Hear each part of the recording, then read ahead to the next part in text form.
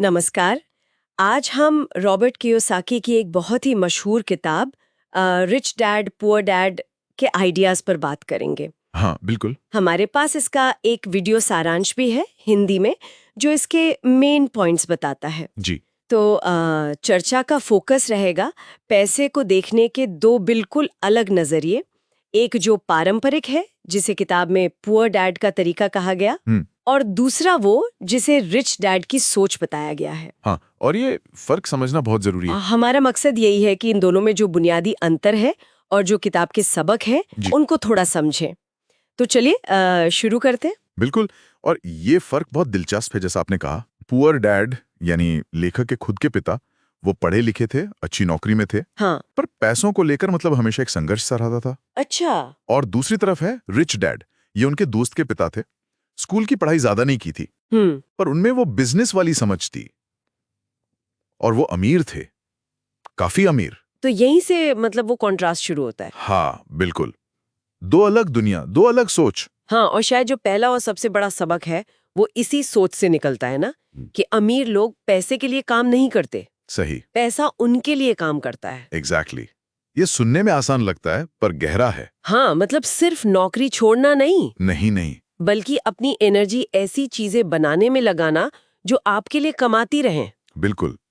Assets बनाना जिसे कहते हैं। और ये बात सीधे दूसरे सबक से जुड़ जाती है, फाइनेंशियल एजुकेशन, मतलब पैसे की समझ। हाँ, ये बहुत जरूरी है। स्कूल हमें सब कुछ पढ़ाते हैं, इतिहास, भूगोल, सही बात है। लेकिन पैसा कैसे काम करता है, एसेट्स क्या हैं, लायबिलिटीज क्या हैं, ये कौन सिखाएगा? ये हमें खुद ही सीखना पड़ता है अक्सर। ज्यादातर।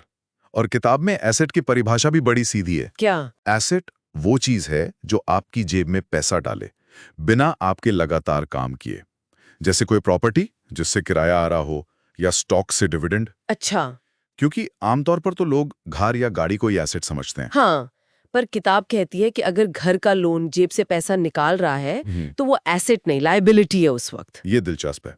तो तीसरा सबक यही हुआ कि असली एसेट्स पहचानो और उन्हें खरीदो, और लायबिलिटीज से बचो। बिल्कुल। यही। अमीर लोग इनकम जनरेट करने वाले एसेट्स जमा करते हैं, जैसे रियल एस्टेट जो रेंट दे, स्टॉक्स, बॉन्ड्स, या अपना कोई बिजनेस जो खुद चले। जबकि बाकी लोग अक्सर लायबिलिटीज जमा करते हैं, कार लोन, क्रेडिट कार्ड का बिल, जो पैसा निकालती रहती है। हाँ। और यहीं से मतलब चौथा सबक आता है, अपना खुद का बिजनेस। नौकरी की सुरक्षा वाली सोच को चैलेंज करना। बिल्कुल। वो कहते हैं कि नौकरी आपको बस जिंदा रखती है, अमीर नहीं बनाती। असली फाइनेंशियल फ्रीडम के लिए अपना बिजनेस या फिर निवेश करना सीखना पड़ेगा। यानी एक सिस्टम बनाना जो आपके बिना भी चले। हाँ, कुछ हद तक, या कम से कम आपकी सीधी मेहनत पर पूरी तरह निर्भर ना हो। और शायद इसीलिए पांचवा सबक टैक्स और कानूनों की समझ पर है। निश्चित रूप से, क्योंकि जो लोग सिस्टम बनाते हैं या बड़ी कंपनियां चलाते हैं, वो अक्सर कानूनी तरीकों से टैक्स बचा पाते हैं। अच्छा। नियमों को समझना खेल का हिस्सा है। वो बचे हुए पैसे को फिर से इन्वेस्ट करते हैं अपनी संपत्ति बढ़ाने में। और आखिरी सबक छठा वाला, वो शायद थोड़ा दिमागी है, डर और लालच पर काबू पाना। हाँ, ये बहुत महत्वपूर्ण है। पैसा बनाने में डर लगता है, फेल होने का डर, पैसा खोने का डर। सही बात है। रिच डैड कहते हैं कि थोड़ा कैलकुलेटेड रिस्क लेना पड़ता है। बिल्कुल सेफ खेलने से आप कभी आगे नहीं बढ़ पाओगे। तो मतलब ये किताब सिर्फ पैसे कमाने की टिप्स नहीं दे रही। नहीं, उससे कहीं ज्यादा है। ये तो पैसे को देखने का नजरिया बदलने की बात कर रही है। बिल्कुल। पैसे को एक टूल की तरह देखना, जिसे कंट्रोल करना सीखना है। समझना कि पैसा आपके लिए कैसे काम कर सकता है। एकदम सही। असल बदलाव यही सोच में है।